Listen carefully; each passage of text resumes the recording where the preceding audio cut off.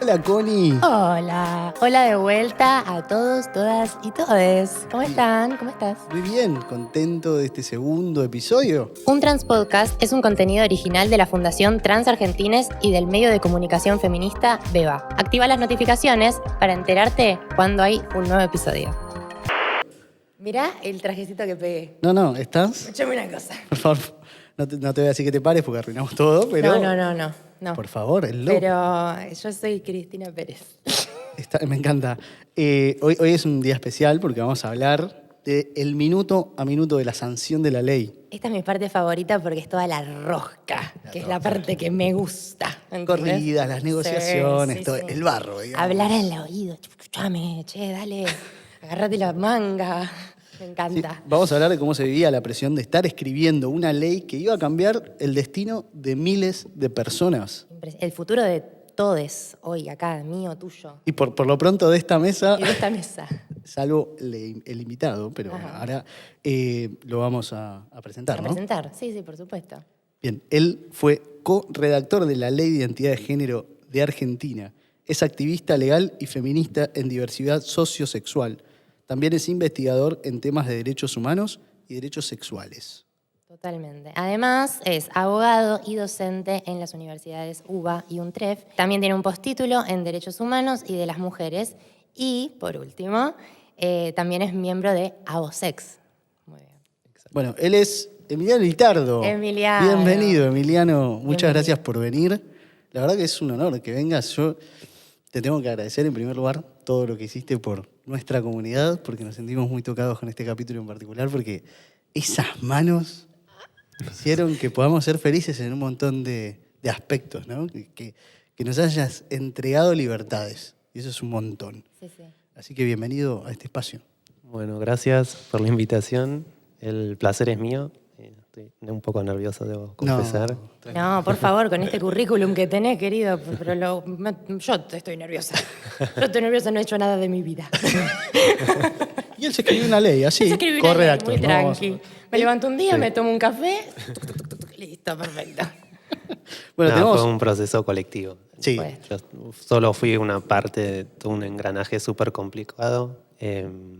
Y nada, tuve la suerte de estar como en el momento justo. Y obviamente con la convicción de que había que pelear por todos los derechos en general y en particular ese, ¿no? Que en ese momento ameritaba, digamos, la discusión más profunda y para no repetir modelos de otros países que sabíamos que no, modelos que establecían un régimen legal para el reconocimiento del derecho a la identidad de género, que estaba más cerca a un esquema patologizador y por la audacia de los movimientos travestis trans en Argentina y en particular de Luana Berkins y Diana Zacayán, pudimos darle forma a un espacio político para instalar otra forma de pensar y otra forma de legislar un derecho que pueda, digamos, obviamente cambiar la historia y poder marcar un modo alternativo, que no sea necesariamente el camino del orden médico o del orden judicial, que era el Totalmente. habitual, ¿no? Es re importante eso que decís porque la ley de nuestro país es, no sé si la única, pero una de las primeras que no patologiza a las personas trans, que no nos obliga a sí o sí tener un papel firmado por un médico, por un psicólogo, para vivir nuestras vidas. Y es importantísimo eso, porque nos libera de esta carga de la enfermedad, ¿no? Y de esta cosa medio conservadora. Y nada, gracias. Sos Sí, bárbaro. exacto. Sí, de hecho Argentina en 2011 es el primer país que instala un modelo alternativo del reconocimiento del derecho a la identidad de género. Y lo hace a partir de dos premisas. Una es, como bien decías vos, la despsicopatologización, que consiste básicamente digamos, en establecer que ninguna identidad de género es en sí misma una patología o una enfermedad, y en particular ninguna identidad trans lo es. Y redirecciona el conflicto hacia las barreras sociales, económicas, políticas, culturales y jurídicas que hacen que las personas que expresan un género o una identidad de género que no se corresponde con el sexo asignado al nacer no puedan tener acceso a derechos o vivir una vida plena conforme a ese género expresado o afirmado y deseado. Totalmente. Y sí, y Argentina instala en 2012 ese modelo, que llevó un tiempo para que otros países después lo repliquen, porque también había muchas cuestiones que había que, digamos, las miradas estaban puestas sobre Argentina a ver cómo iba a funcionar ese Claro. esquema que rompía un orden dominante, digamos, esta idea de que una identidad pasa por el orden médico o un orden judicial, ¿no? Y Emi, ¿cómo te embarcaste vos en este proyecto que le iba a cambiar la vida a miles de personas? ¿Te fueron a buscar? ¿Te activaste vos tu militancia? ¿Cómo fue ese proceso? No, yo estaba, en ese momento militaba en el área jurídica de la CHA y hacíamos mucho laburo de activismo jurídico en ese área. A mí particularmente me interesaba trabajar la cuestión de identidad de género. Y bueno, con compañeras trans de la organización siempre hablábamos, discutíamos sobre otros modos de pensar un régimen legal de acceso a derechos vinculados con la identidad de género. Y nada, y un día armé un proyecto, un bosquejo, pensando en estas charlas y en parte de esa experiencia que iba construyendo. Y ese proyecto se lo mandé a Mauro Cabral, me acuerdo, por primera vez. Como que él le gustó. Después ese proyecto se lo mostré al coordinador del área de la CHA, que era Pedro Paradiso, que también le gustó.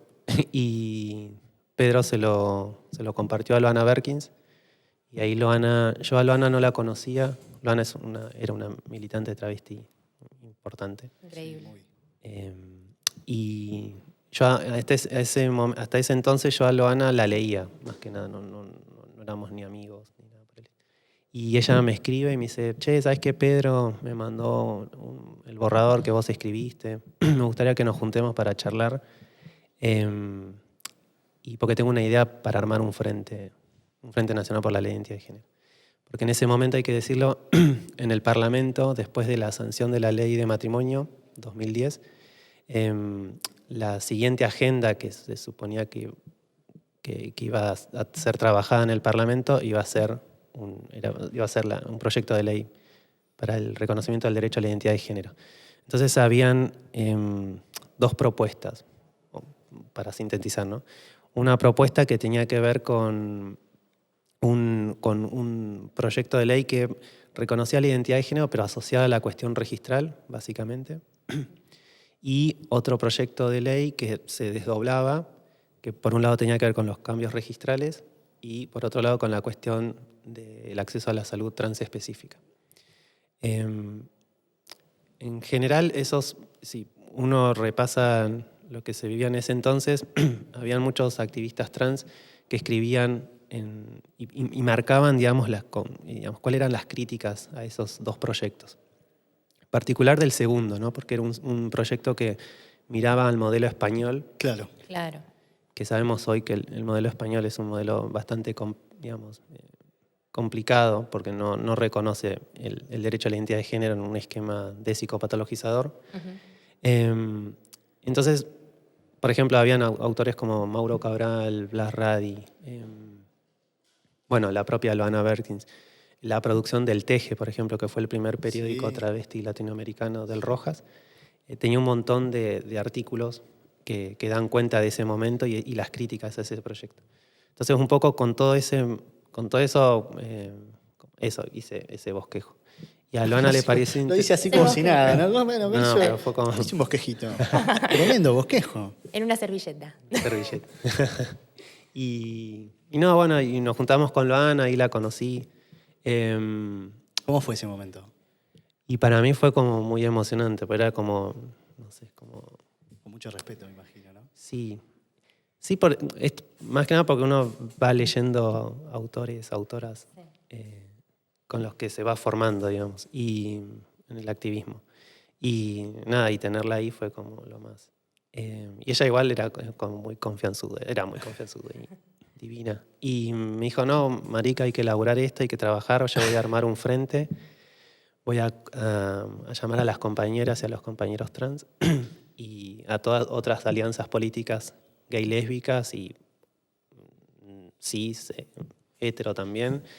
Y ahí ella es cuando arma el frente, y el frente se compone de una cantidad de espacios políticos como Putos Peronistas, La Cha, bueno, Alit, que era la organización de ella, la cooperativa Nadia Chazú, después, bueno, activistas trans independientes. Ahí se armó el teje para moverlo, ¿no? Claro, se armó el Claro. espacio y durante 4 o 5 meses trabajamos sobre ese borrador, y eso fue, creo que para mí fue la mejor experiencia política, porque realmente se dio lugar a todas las voces, y yo ahí lo único que hice fue como intentar traducir jurídicamente las discusiones políticas respecto de, bueno, qué ley queremos, en qué términos, cómo y con quiénes, ¿no?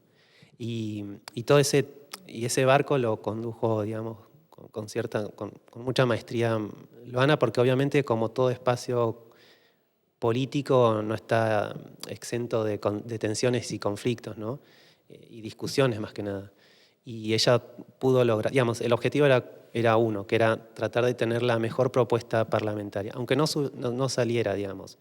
De hecho, Luana decía eso, no importa si no sale. Claro. Lo importante es que quede registro histórico de que por lo menos un grupo de gente no estaba de acuerdo con esas propuestas que estaban en ese entonces esperando el debate, y que otro grupo de gente pensó algo alternativo. Y esa dinámica fue súper interesante, porque durante 4 o 5 meses nos juntamos en el bar que ahora se llama La Embajada, que está en Florida y Avenida de Mayo, que antes creo que se llamaba La Nueva Embajada. Y ahí nos juntábamos todos los miércoles o jueves, y la gente sabía, entonces teníamos una mesa del fondo. La exclusiva. Sí, ya era bueno, a Luana Ya la guardaba, conocían claro. todos los mozos. Sí, había momentos de tensión ahí, ¿no? Imagino. Sí, porque obviamente, digamos, claro, cada espacio político quería su agenda y incorporarla, y a veces, Claro. en términos jurídicos, es medio complicado, porque pensá que establecer una narrativa que no es la hegemónica en términos de cómo hasta ese entonces se pensaba la identidad travesti y trans en este orden médico, en este orden diagnóstico, con estos procesos judiciales que eran súper largos, agotadores y súper violentos además. Había que dar una batalla conceptual contra 2 grandes discursos, contra el discurso médico obviamente, pero también contra el judicial o contra el jurídico. Y bueno, durante todos esos meses, cuando logramos consensuar un proyecto en que todos estábamos convencidos de que era la mejor propuesta, la llevamos al Congreso. Y ahí la primera firma fue de la diputada Diana Conti, que nos acompañó. Y entonces, en fines de 2011, existían entonces 3 proyectos, básicamente. El de la diputada Judici, que es este que yo les decía al comienzo. El proyecto firmado por la diputada Di Tulio, que era el que acompañaba a ATE y la Federación LGBT, y el proyecto del Frente, que tenía la primera firma de Diana Conti. Y, claro, y en la experiencia del Frente también no era solamente estrategia jurídica, también era estrategia cultural, digamos, de cómo instalar, cómo transmitir esta idea de que también uno podía pensar el derecho a la identidad de género por fuera de los marcos biomédicos, ¿no? Y sobre todo pensar esta noción de identidad de género que establece el artículo 2, que es como muy compleja. De hecho, yo creo que a los 10 años, digamos, recién ahora estamos tomando dimensión social, cultural, de lo que significa ese concepto de Sí, el identidad de concepto género. entero de la identidad de género y todo lo que abarca. Claro, entonces una de las estrategias que utilizamos ahí fue trabajar sobre 4 Ds. La despsicopatologización como discurso, ¿no? Uh-huh. La despsicopatologización, que significaba esto, que ninguna identidad de género es en sí misma una enfermedad, un trastorno de la salud mental o un trastorno de la identidad sexual, como lo venían estableciendo en ese momento los nomencladores internacionales.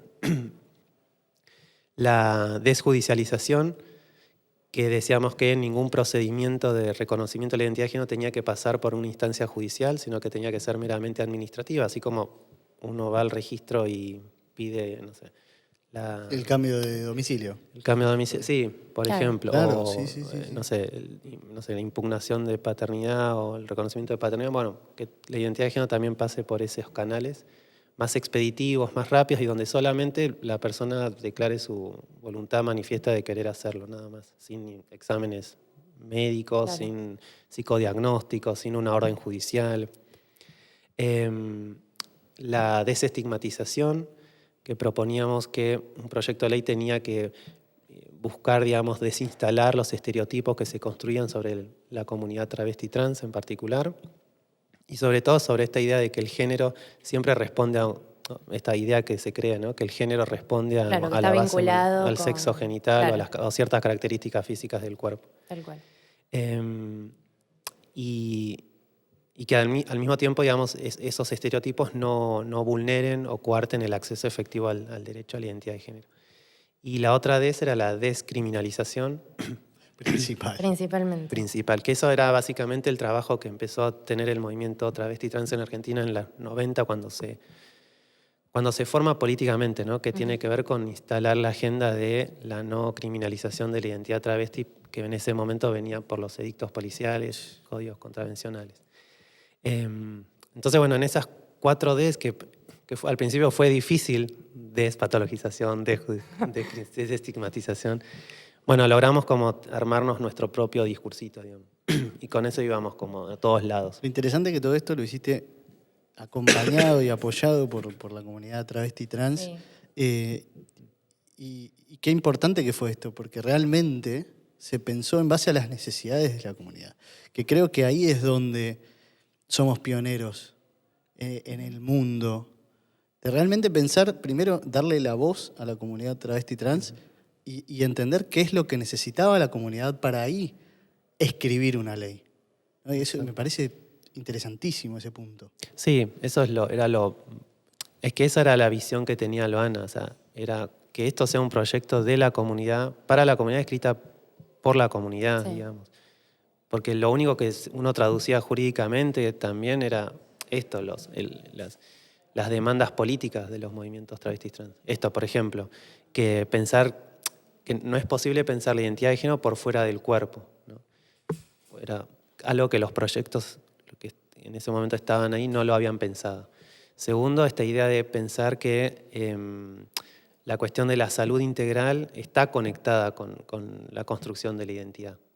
Y que por lo tanto así como por ejemplo se había peleado matrimonio igualitario con adopción, ¿por qué el movimiento trans tenía que resignar la cuestión de la salud y solo vincular la identidad de género con la cuestión registral? Claro. ¿No? Y eso era un posicionamiento político. Y al mismo tiempo esta idea de pensar una noción de género que le hacía, digamos, honor a las discusiones feministas de finales de los 80, en este sentido de desontologizar el género, de pensar al género como una construcción política o como una cuestión performativa o como una tecnología, ¿no? Entonces, que es un poco lo que recepta el concepto de identidad de género. De hecho, hoy por hoy el género es una cuestión declarativa. No es un aspecto descriptivo de nuestros cuerpos, no está asociado a la genitalidad o a ciertas características físicas, o no responde a un sistema de coherencia como establece el sistema sexo-género moderno, sino que es una cuestión declarativa. Así como yo puedo declarar mi género, puedo no declararlo. Si ustedes ven, discusiones que tuvimos en el frente fue no definir qué es identidad travesti, qué es identidad transexual, transgénero, porque sabíamos que una vez que una definición ingresa al campo del derecho, todas y todes quedamos atados a esa Claro, definición. como que se sigue intentando clasificar a las personas y no era la idea. Exacto. Qué sabio que fue, porque bastantes años después sale la definición de persona no binaria. Claro. Que tuvo que haber otro proceso legal para ese cambio, que bueno, ya lo vamos a hablar en otro capítulo también, para ese cambio con esa nomenclatura nueva, ¿no? Entre comillas, obvio.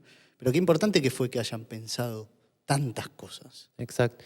Sí, y más que nada pensar esto, que la identidad uno la va construyendo, que en realidad es el género el que te va construyendo la identidad, porque los discursos habituales, por lo menos del derecho, es esta idea de pensar, ¿no? Como que uno tiene una identidad dinámica o estática, no importa, y después el resto son cosas que se van sumando, el género, la raza, la clase. Y en realidad es al revés la forma en que uno se va construyendo como sujeto. O sea, es el género el que te condiciona muchas veces a una identidad. Claro. Y sobre todo si vos tenés una noción de género conservadora, restrictiva, eso va a condicionar tus cursos de acción. Entonces, y eso también era un gran debate, digamos, porque si vos te fijás, hoy por hoy no todos los estados legislan de la misma manera el derecho a la identidad de género.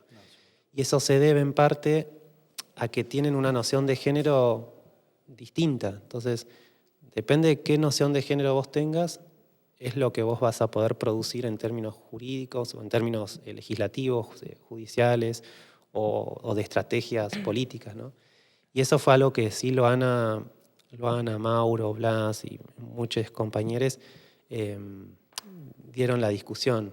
Una era esa, no definir, porque van a venir generaciones futuras que no hay que condicionarlas a nada, sobre todo por esta idea de pensar los procesos dinámicos de la identidad.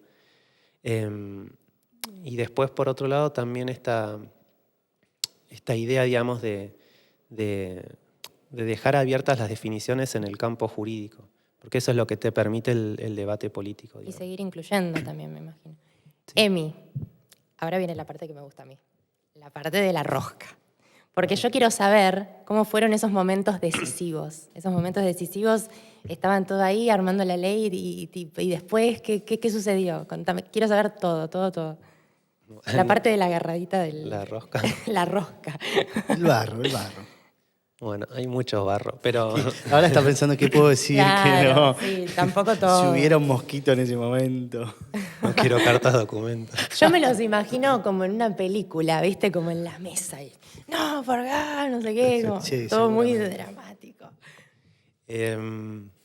Bueno, una de las discusiones políticas fuertes fue cuando el Frente ingresa su proyecto de ley, que era el 8126. Obviamente eso generó resquemores entre la comunidad, digamos. Pero bueno, por suerte ahí intervino, digamos, la presidenta de la Comisión de Legislación General y de Justicia, que era Vilma Ibarra la primera y Tunesi el presidente de Justicia.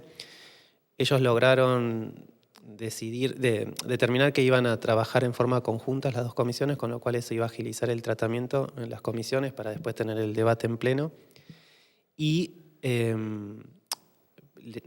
nos pidieron, digamos, tratar de buscar puntos de acuerdo entre todos esos proyectos que había. Y ahí otra vez la hazaña de Loana de convocar a todas las compañeras travestis trans y a los compañeros trans en particular en una mesa cerrada, en una puertas cerradas y a discutir puntos básicos. Claro. ¿No? Y esos puntos básicos, cuando los consensuaron, los llevaron a la comisión. Y sobre eso se trabajó en un proyecto que, bueno, finalmente va a ser el texto definitivo de la Ley de Identidad de Género. Entonces, la primera fue eso, como el trabajo, y eso digamos, para mí me parece como una gran hazaña política. De decir, bueno, de bajar las ambiciones y las ambiciones personales y políticas colectivas también, digo, eso no es nada malo, digamos, en pos de algo mejor. Y por suerte ahí yo creo que se logró acordar esta idea de que, bueno, que era necesario trabajar la cuestión de la salud integral con la cuestión registral, con la cuestión de trato digno, en un solo proyecto, no en dos, la cuestión de las niñeces, que era súper importante. Eso te iba a preguntar, ¿cómo? Qué genialidad también, porque creo que debemos ser precursores en el mundo de incluir infancias y adolescencias dentro de una ley de esta índole. ¿Cómo Porque fue ese uno en momento? general no piensa en les niñas cuando habla de personas trans o de personas no binarias. Parece que crecimos así, Sí, sí. nacimos así. O es algo de que te pasa de grande, Claro. nada más. Y en realidad no, o sea, qué sé yo. Exacto, sí, eso era, nosotros en el proyecto del Frente lo que hacíamos era establecer franjas etarias, como ahora el Código Civil reformado establece en términos de capacidad progresiva de niños, niñas y adolescentes. Bueno, nosotros en ese momento ya habíamos definido etapas de mayor acceso a derechos vinculados con la identidad de género en función de la capacidad progresiva y de la edad, digamos, de esas dos conjunciones. Y bueno, lo que se termina consensuando con las otras organizaciones y con el despacho de las comisiones fue trabajar solo sobre la demarcación entre personas mayores de edad y personas menores de edad, que es como el texto actual. Y eso sí, era como re importante tenerlo. De hecho, eso era un punto que no se iba a bajar. Sí, y otra cosa importante de la ley, que a mí me parece también otro hallazgo, es que es una ley que habla del sentir del Claro. género. Como que en el corpus jurídico es muy poco habitual que alguien que se utilice la palabra sentir, porque, claro, el derecho necesita todo el tiempo la cierta búsqueda de coherencia y racionalidad y algo de lo sólido. Sí, sí. Y claro, el sentir es algo tan cambiante y tan Súper personal. contingente, impersonal, exacto. Y a veces se olvida que estamos hablando de personas, de vidas, de seres que sienten, que tienen emociones. Eso se olvida a veces cuando se pasa a lo jurídico, ¿no? Sí, y otra cosa que no queríamos tampoco dejar de lado era el compromiso del Estado y de la familia y de los agentes no estatales, porque uno podría pensar, bueno, uno podría decir, esta ley es una ley súper liberal e individualista, ¿no? Pero en realidad no es así, o sea, vos, la identidad de género obviamente la expresás en términos personales, más vale, pero eso tiene una proyección social y una proyección pública en el sentido de, bueno, el Estado tiene una responsabilidad en garantizar el efectivo acceso a cómo vos afirmás tu género, sea a través de una rectificación registral, sea a través del acceso a tecnologías de afirmación corporal, o sea, nada, a través digamos, de lo que hablamos como de trato digno en la ley. Ese artículo es increíble. De trato digno es increíble. Es porque ahí fundamental también. es donde justamente indica que no necesitamos hacer el cambio registral para que se nos respete. Está tan bien pensada la ley y abarca un montón de situaciones, ¿no? De que, no sé, por ejemplo, Connie todavía no pudo, por cuestiones de la vida, iniciar su tratamiento de rectificación de partida de nacimiento y DNI luego. Sin embargo, hoy tiene que ser respetada. Claro.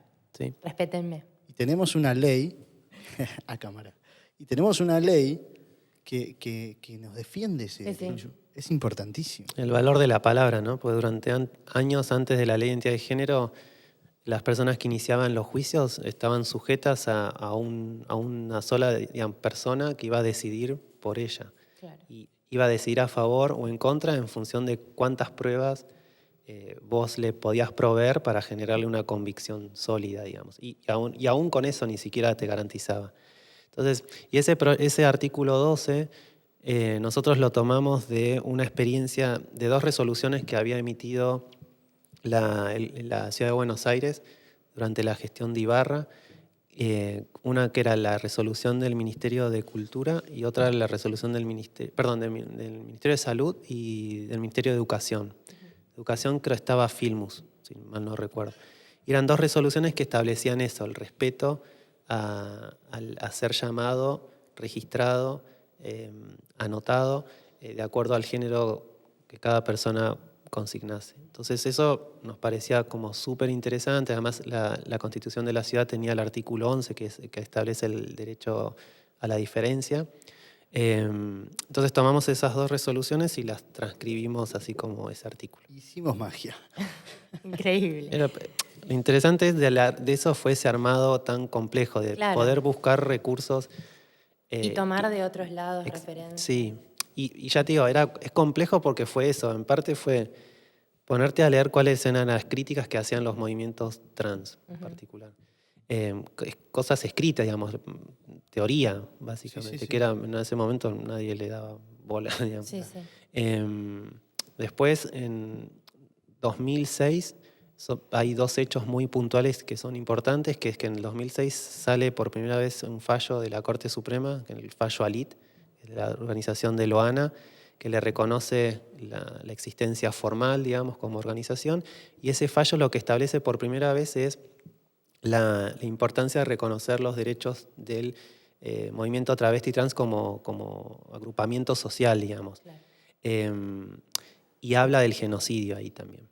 Entonces, eso fue importante como fundamento. Y después, meses después del fallo, salen los principios de Yogyakarta, que son los que nos va a nosotros, que en ese momento, digamos, los principios de Yogyakarta no tenían el valor que lo tienen hoy. Claro. Entonces, de ahí nosotros tomamos el artículo 2, que define la identidad de género.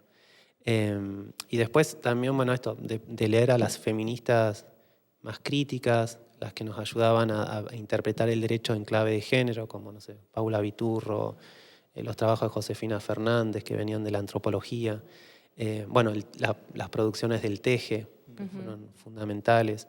Y después las experiencias vitales, esto que vos decís, como darle espacio a la palabra de los movimientos travesti trans, que claro, eran básicos. Digamos. Es importantísimo eso, porque si no participamos de una ley que se trata de nosotros... Es que ibas a tener los problemas de los dos proyectos. Claro, los otros dos proyectos. Los otros dos proyectos, por ejemplo, había uno que decía que vos tenías que acreditar la permanencia en tu género por lo menos 2 o 3 años. Sí. Que eso es lo que Ese sucede es en España, España. ¿no? Claro, bueno. Claro. O, por ejemplo, definía un comité, está bien, armado por expertos, pero bueno, Que no tenían que dejaba de decir ser que eras vos, Claro. Otra gente que decide... otra a ver gente que qué no qué conoce. sos. Claro. A ver, no sé, me parece que te falta un poco de bigote. Muy Era raro, como un muy montón. raro. Claro, es raro, ¿viste? Como, entonces, bueno, eso eran pequeñas cosas que había que desmantelar. Y bueno, y eso. Y otra rosca política fue, me acuerdo, nosotros cuando fuimos al plenario, al debate plenario, al pleno de la Cámara de Diputados, dijimos, bueno, acá nos van a atacar el esquema despatologizador, porque Sí. Claro, era él que pensaba que Claro, el gran como- no va a ser por acá, vemos cómo lo negociamos. No. Iglesias levantó, en ese momento era diputado, levantó la mano y empezó a criticar el artículo que refería al tema de las niñeces. Era obvio. Y se atacó por el lado de los niños, niñas y adolescentes el tema. Y ahí sí hubo medio un cuarto intermedio. El proyecto estaba por caerse porque no se llegaba a un acuerdo. Y ahí Loana habla con Iñaki, que es un compañero mío de Avosex, Iñaki Regueiro, y otra compañera, Gabriela Spinelli, y entre ellos logran armar como esta redacción que está actualmente en el artículo 5 del abogado del niño es el único punto en donde se judicializa, que es en el caso de niños, niñas y adolescentes que quieran acceder a intervenciones quirúrgicas, y con eso logran salvar el proyecto y que no se caiga. Claro, porque eso no estaba antes. Eso no estaba. Increíble. Claro, es también esa tensión, ¿no? Sí. Che, me están diciendo que no. Bueno, pará.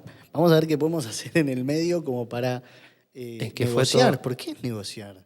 Sí, es que además era ahí en el momento, era como estar corriendo sobre las galerías y hablar con los ¿Tenés virome? asesores. Increíble. Sí. Y otro tema creo fue, otro donde también se judicializa es cuando vos querés rectificar por segunda vez tus datos, que ahí eso no estaba originalmente, pero bueno, fue algo que tuvimos que consensuar. Claro. Sí, por la cuestión de la seguridad jurídica, de que algunos legisladores querían asegurar. Claro. Pero bueno, nosotros realmente creíamos que el problema iba a ser la noción de identidad de género y sobre todo el esquema general de psicopatologizador que propone la ley, pero no. Mira, Y sorprendentemente. sorprendentemente. Y en Senado pasó lo mismo, en Senado ya ahí salió como un poquito más rápido. ¿Estuvieron ahí en el recinto en ese momento? Yo estuve afuera, a mí eso no me afuera. gustaba. Sí, yo estaba ahí cuando están pasando las imágenes. Podemos ver. Ahí. Ahí. Qué día tremendo. Estábamos qué día con las tremendo. pecheras. Loana había mandado a hacer unas pecheras con la cooperativa que decía identidad ahora. Qué guerrera. Qué guerrera. Era lo más. Increíble. Los dos, todos los Todos, que estuvieron sí. implicados, guerreros. No, fue increíble. para mí fue la mejor experiencia del mundo, digamos, de haber logrado eso, digamos. Y sobre todo Loana lo que hacía era que uno a veces se decaía, ¿no? Porque claro, recibías ataques no solamente de tus propios compañeros de militancia, Claro, es difícil. sino también, qué sé yo, colegas que venían del derecho, qué sé yo, no sé. Y uno siempre iba y decía, che, Loana, sé que un bajón esto, no sé si va a salir. Y ella como, ahí, hay que seguir, compañero. Y nada, y los conflictos que habían, intentaba resolverlos. En ese punto le reconozco esa visión política siempre como, no del corto plazo, sino del largo plazo. Y creo que la historia en ese punto le dio la razón. Qué increíble. Esto que decías de largo plazo, que también lo hablamos antes, como de alguna manera mirar hacia el futuro, ¿no? Predecir el futuro. ¿Qué pensás que se viene para más adelante, en los próximos años? Como qué cosas capaz hay que seguir militando, luchando, peleando para que se hagan realidad como la ley de identidad de género hoy. Sí, un poco seguir trabajando en una pedagogía de la ley. Uh-huh. Me parece que todavía hay que seguir profundizando en cada uno de los artículos. Por ejemplo, el artículo que habla del libre desarrollo personal del género, que tiene que ver con las cuestiones de salud, pero es más allá de las cuestiones de salud. Es un artículo que bien podemos utilizar para poder reclamar, por ejemplo, el tema de vivienda digna, claro, el tema del derecho a la cultura, porque tiene que ver con esa noción del libre desarrollo personal del género, que es más, digamos, que es salud, pero también es más allá de eso, digamos, es pensarle una salud integral que incorpore otras dimensiones socioculturales, digamos, de cómo se va construyendo la identidad. La noción de identidad de género, esa definición que es más contingente, más que tiene que ver con la cuestión declarativa, ¿no? Entonces eso es un buen lugar para empezar a poner en cuestión, bueno, ¿qué sentido tiene hoy seguir sosteniendo el sexo en los documentos? Claro. Total. Porque si uno revisa, por lo menos desde la historia del derecho, el sexo funcionó como una clave de exclusión, nunca de inclusión. O sea, se marcó el sexo para establecer... Y de seguir dividiendo, claramente. O sea, establecer fronteras.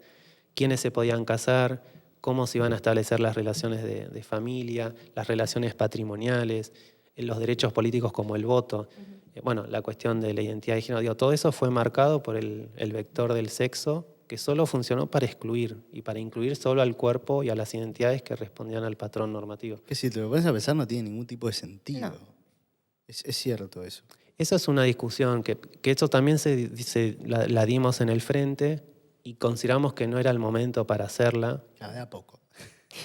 También, bueno, nos dieron hasta acá, bueno, calmemos un poquito. En 5 añitos, claro. Capaz. Vamos por esto. Es así, es que tiene que ser así, porque sí, hay que negociar. Y hoy tenemos la opción de poner X en nuestros documentos, así que también, o sea... Por eso, de a poco. Exacto. De a poco. Vamos cambiando las cosas. Es como desarrollar estrategias políticas y jurídicas, ¿no? En esta clave de pensar que uno no puede pedir todo el tiempo, sino que hay que negociar, pero esa negociación siempre tiene que ser pensada desde los movimientos, no desde otros intereses que no representan al movimiento. Hermoso. Bueno, Emi, muy bien, nos tenemos que despedir. Lamentablemente fue un honor para nosotros que estés acá. Aprendimos un montón. Me quedaría hablando para siempre, sí, te juro. A mí me encanta aprender. Porque también a veces, ¿no te pasa que, no sé, piensan que como somos trans sabemos absolutamente todo? Y la verdad es que no estábamos en ese momento, éramos bastante peques, infancias. 12 años, 12 añitos. Claro, ¿ves? Y nada, aprendemos un montón. Sí, éramos bebés. Aprendemos un montón de vos, así que te agradezco muchísimo por venir a nuestro espacio, este Trans Podcast. Muy agradecido. Muchas gracias. Gracias a ustedes por la invitación. Bueno, y después de todo esto, muchas gracias por habernos visto y nos vemos en un próximo capítulo, no se lo pierdan. Nos escuchamos por Spotify y nos vemos por YouTube. Chao. Un Trans Podcast es un contenido original de la Fundación Trans Argentines y del medio de comunicación feminista Beba. Activa las notificaciones para enterarte cuando hay un nuevo episodio.